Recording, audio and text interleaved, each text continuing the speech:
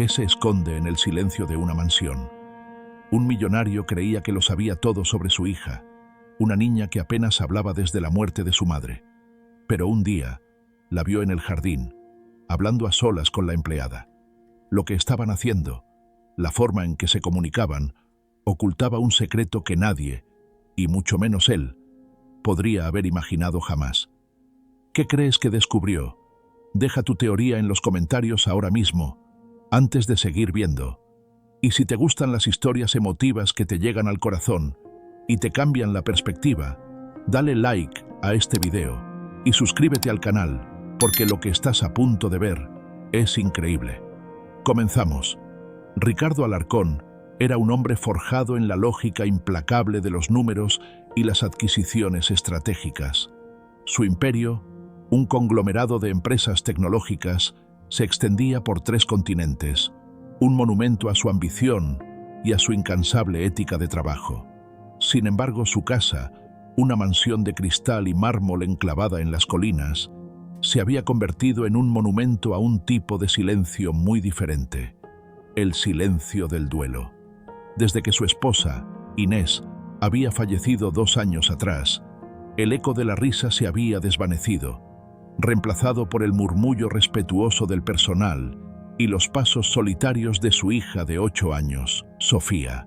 Ricardo amaba a su hija con una ferocidad que lo sorprendía a él mismo, pero el lenguaje de ese amor se había vuelto torpe y extranjero. Las conversaciones se limitaban a preguntas sobre la escuela, a asegurarse de que tuviera todo lo que el dinero podía comprar. No sabía cómo atravesar el velo de tristeza que rodeaba a la pequeña, una niña que antes era un torbellino de parloteo y ahora se movía por la casa como una sombra. La persona que pasaba más tiempo con Sofía era Elena Morales. Había llegado a la casa poco después de la muerte de Inés, una mujer de unos 30 años, callada, eficiente y con una mirada que parecía contener una reserva infinita de calma. Se encargaba de la limpieza de las plantas superiores y, por extensión, de vigilar a Sofía cuando Ricardo estaba encerrado en su despacho o en una de sus interminables videoconferencias. Ricardo confiaba en ella por su discreción y su profesionalidad. No sabía casi nada de su vida personal, y eso le parecía perfecto. Una tarde de primavera, mientras Ricardo revisaba unos informes en su despacho con vistas al jardín, algo captó su atención. Vio a Sofía y a Elena sentadas en un banco de piedra bajo el viejo roble. No era eso lo inusual. Lo extraño era la intensidad de su interacción. Sofía, que apenas hilvanaba 2 frases seguidas con él, gesticulaba con una energía que no le había visto en años. Sus manos se movían con rapidez, dibujando formas en el aire. Elena respondía de la misma manera, con movimientos fluidos y precisos de sus dedos y muñecas. No se oía ni una palabra, pero la conversación parecía profunda y absorbente. Ricardo frunció el ceño, se levantó y se acercó a la ventana, sintiendo una punzada de algo que no supo identificar. ¿Celos? ¿Intriga? ¿Sospecha? Parecía un juego, pero uno con reglas complejas y secretas, un lenguaje privado al que él no tenía acceso. La escena se repitió durante los días siguientes. En el jardín, en la sala de juegos, a veces incluso en el pasillo. Pequeños intercambios silenciosos que dejaban a Sofía con una serenidad en el rostro que Ricardo anhelaba provocar y no sabía cómo. Empezó a observarlas más de cerca. Notó que después de cada una de estas reuniones secretas, Sofía parecía más ligera, más dispuesta a sonreír. Incluso un día la escuchó tararear una melodía mientras hacía sus deberes. Era un cambio sutil, pero para un padre que había estado midiendo el dolor de su hija en grados de silencio, era un terremoto. Un día intentó abordar el tema. «Sofía, cariño, ¿qué haces con Elena en el jardín?», preguntó con una estudiada indiferencia durante la cena. Sofía se encogió de hombros, sus ojos fijos en el plato. «Nada, solo jugamos. Parece un juego muy interesante, con muchas señas». La niña se sonrojó y no dijo nada más. El muro volvía a levantarse. La curiosidad de Ricardo se convirtió en una leve obsesión. ¿Qué podría estar comunicando Elena a su hija que él no pudiera? Revisó de nuevo los antecedentes de la empleada que su equipo de seguridad había recopilado. Elena Morales, soltera. Vivía en un modesto apartamento al otro lado de la ciudad. Tenía un hermano menor. Sus referencias eran impecables. Nada, ni una sola bandera roja. Consideró la posibilidad de instalar cámaras de seguridad con audio en las zonas comunes, pero la idea le revolvió el estómago. Sería una violación de la privacidad, una admisión de que el hombre que controlaba un imperio era incapaz de entender lo que sucedía bajo su propio techo. Una tarde, al pasar por la biblioteca, vio a Elena entregándole a Sofía un pequeño libro de aspecto viejo y gastado. Elena le susurró algo y se marchó. Más tarde, Ricardo encontró a Sofía en su habitación, sentada en el suelo con el libro abierto en su regazo. No estaba leyendo en el sentido tradicional. Sus labios se movían sin emitir sonido mientras sus dedos seguían los dibujos del libro. Ilustraciones de manos en diferentes posiciones, junto a imágenes de objetos y animales. El corazón de Ricardo dio un vuelco. No estaban jugando, estaban aprendiendo algo, un idioma. La incertidumbre lo carcomía. ¿Era algo inocente o había algo más siniestro detrás? ¿Estaba Elena llenando la cabeza de su hija con ideas extrañas?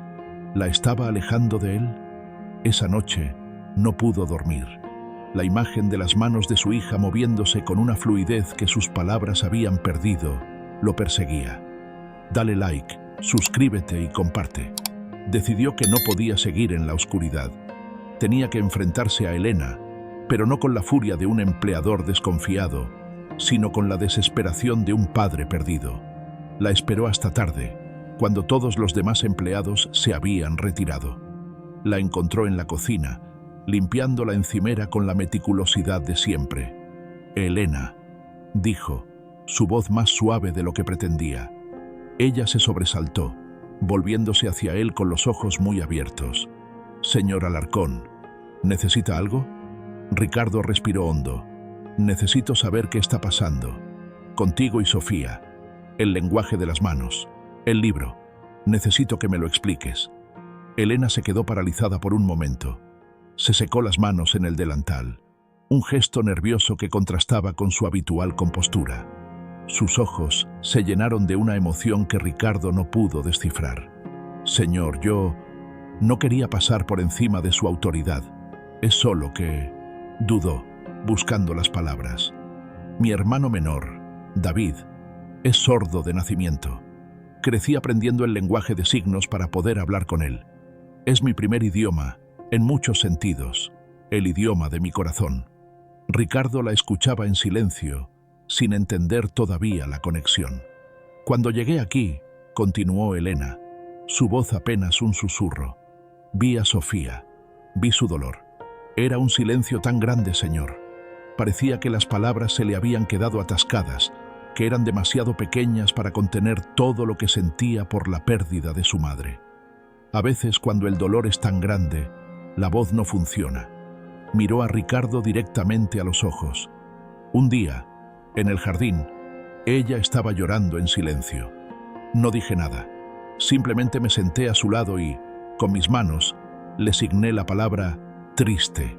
Luego le mostré el signo de flor y sol. Ella me miró con tanta curiosidad, y por primera vez en mucho tiempo, sus ojos no parecían tan perdidos. Empezó a preguntarme más. Quería aprender. Se convirtió en nuestro secreto, en su forma de hablar sin la presión de tener que usar la voz. Le permite decir cosas que le duelen demasiado para pronunciarlas en voz alta. El libro es un simple diccionario infantil de lenguaje de signos. Ricardo se quedó sin aliento. La explicación era tan simple, tan profundamente humana, que lo desarmó por completo.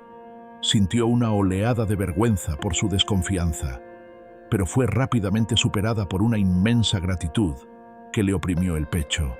Elena no había estado alejando a su hija, le había estado dando un salvavidas. Le había ofrecido un puente para cruzar un río de dolor que él mismo no había sabido cómo navegar. «Muéstrame», dijo Ricardo, su voz ronca por la emoción. ¿Puedes enseñarme algo? Elena pareció sorprendida, pero una pequeña sonrisa se dibujó en sus labios. Levantó su mano y, con movimientos lentos y deliberados, le enseñó. Primero, el signo para hija, luego, te quiero, y finalmente, estoy aquí para ti. Ricardo repitió los movimientos, sus manos grandes y acostumbradas a firmar contratos multimillonarios, sintiéndose torpes e inadecuadas. Memorizó cada gesto como si fuera la fórmula más importante de su vida. Esa noche, fue a la habitación de Sofía. Estaba sentada en la cama, mirando por la ventana a la luna. Él se sentó a su lado, en silencio. Ella lo miró, esperando la habitual y breve pregunta de buenas noches. En lugar de hablar, Ricardo levantó la mano y, con el corazón latiéndole con fuerza, le firmó las palabras que Elena le había enseñado. Te quiero. Estoy aquí para ti. Los ojos de Sofía se abrieron de par en par. Una lágrima solitaria rodó por su mejilla, seguida de otra. Y entonces, lentamente, levantó su pequeña mano y, con una fluidez que a él le faltaba, le respondió con el mismo mensaje. En ese intercambio silencioso, se dijeron más de lo que habían logrado decirse en 2 años. El muro entre ellos no se derrumbó, pero por primera vez encontraron una puerta. A la mañana siguiente, Ricardo Alarcón tomó 2 decisiones. La primera fue contratar al mejor tutor de lenguaje de signos de la ciudad para él y para Sofía. La segunda fue llamar a Elena a su despacho. Le ofreció, no como un jefe a una empleada, sino como un hombre agradecido a otro, pagar la totalidad de la carrera universitaria que su hermano David quisiera estudiar. El lenguaje de signos se convirtió en el tercer idioma de la casa Alarcón. A veces, en medio de una cena, Sofía le contaba a su padre un secreto sobre su día usando solo sus manos desde el otro extremo de la mesa. Y Ricardo, sonriendo, le respondía. Habían descubierto que la comunicación más profunda no siempre necesita sonido. A veces, solo necesita un corazón dispuesto a escuchar y unas manos dispuestas a hablar. Y en ese silencio compartido, la mansión comenzó a sentirse, una vez más, como un hogar. Dale like, suscríbete y comparte. Hasta la próxima.